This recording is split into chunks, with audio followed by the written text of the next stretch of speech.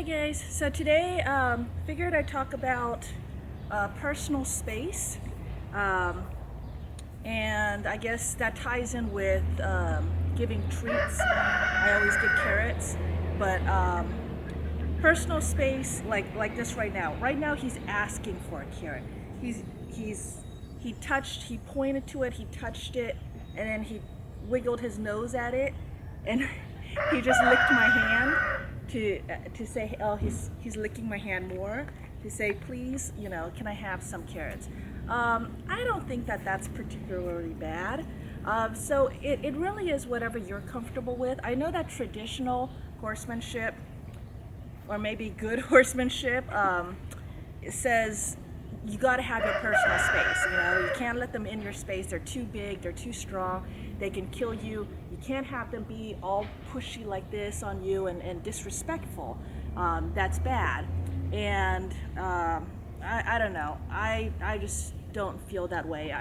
I know I was somewhere and how and a horse was being super affectionate with the owner, and then all of a sudden, out of the blue, the owner just took the crop and just smacked with and I was shocked. I was like, whoa, it seemed so rude, but because she hit that horse hard, and there wasn't ever any warning. She just hit him, and I'm sure if I had asked her, then she would have said, well, that horse should have known better.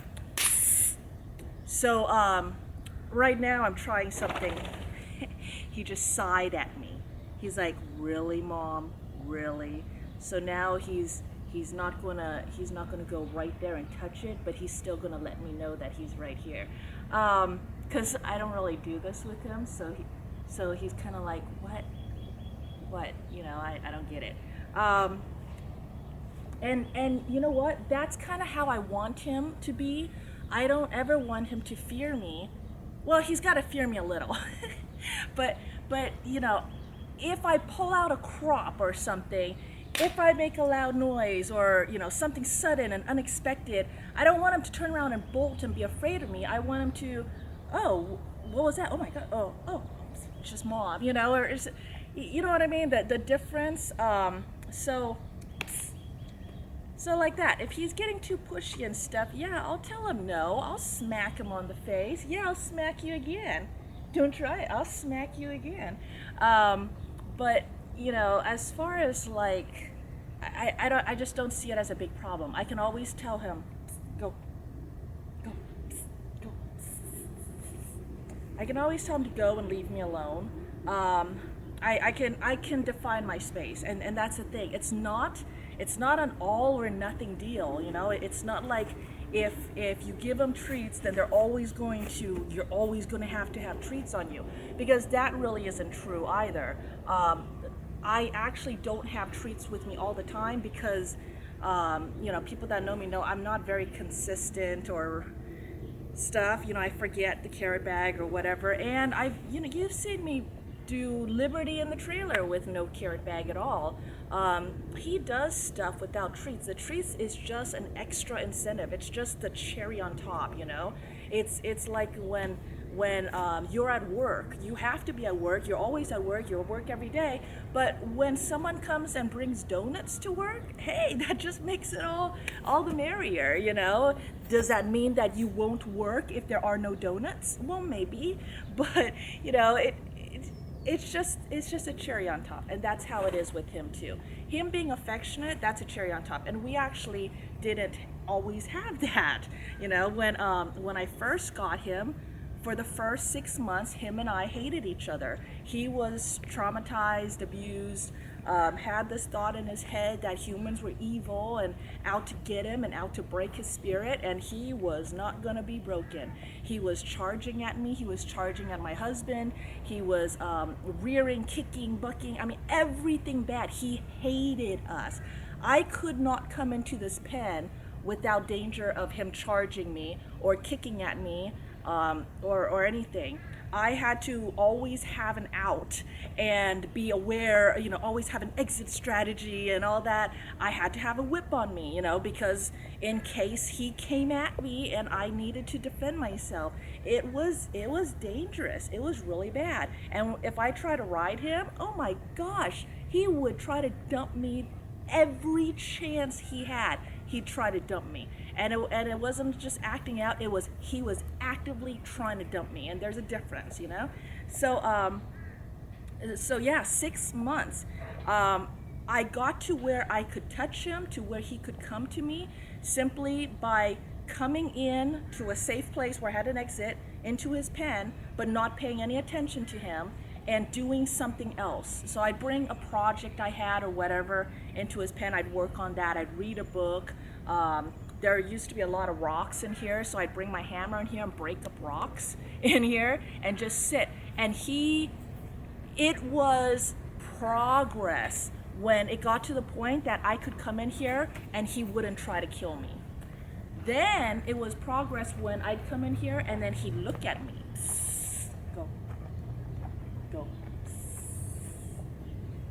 So right there I told him go, and then he was like, oh no, Mom, I don't want to go. I said go, and then he was like, okay. So you'll see as he's starting to get the idea that I'm not happy with that type of behavior, he's toning it down, but he's still pushing at a little bit, trying to see how much he can get away with, although that's not the real, he's just trying to see where his boundaries are. And that's why I use the psst and I'll use good, and that way he knows, it's all a game of hotter, colder, to know, okay, what is the right behavior. He wants me to talk to him. That's why he's getting between me and the camera. I'm facing this way and he's getting in front. He's getting in front of my face, trying to get me to acknowledge him.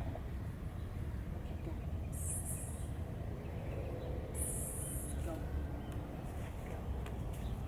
He knows what that means, and he's like, oh, no, Mom, I don't want to go. But anyways, okay, so yeah, just for him to look at me and look at me without charging at me, and then it was a long time before he finally came to me. But when he came to me, if I tried to touch him, he'd take off. But he didn't try to kill me as he took off, so that was good.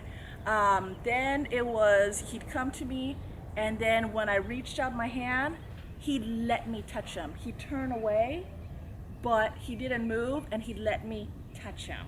That was a big step. And then it was, when I reach out, he would actually reach out and touch me too. Then we start getting to where, okay, he accepted me, and then now you see this, he won't leave me alone. Although right now it's all about the carrots. So you know what?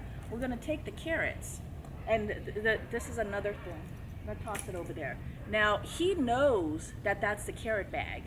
In fact, right now he's thinking, whoa, what just happened? Mind blown.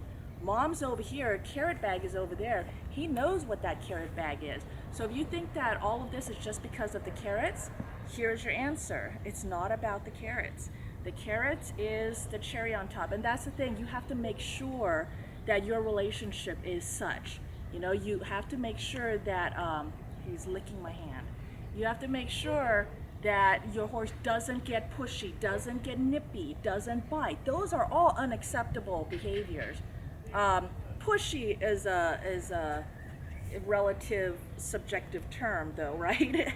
Everyone has their idea of what pushy is.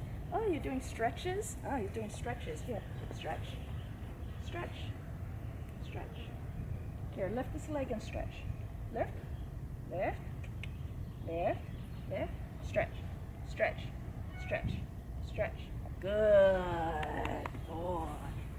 That's a hard one for him to do. He doesn't like to do that. So for him to offer to do stretches, that's big. That's he's unsure of why I threw away the carrot bag, and he knows where it is. He knows it's over there.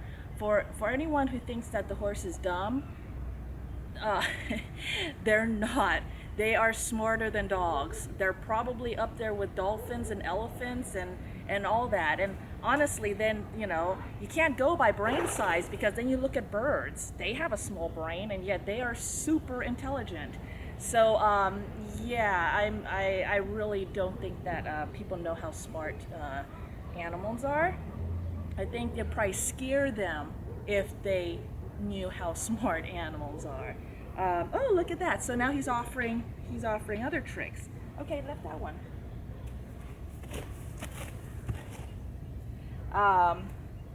No, lift and make it look pretty then. All right, lift this one. Lift this one. Lift. Good. So now he's offering me tricks, because he knows that I'm not really happy, and he doesn't understand why, and he's trying to do tricks and make up for it.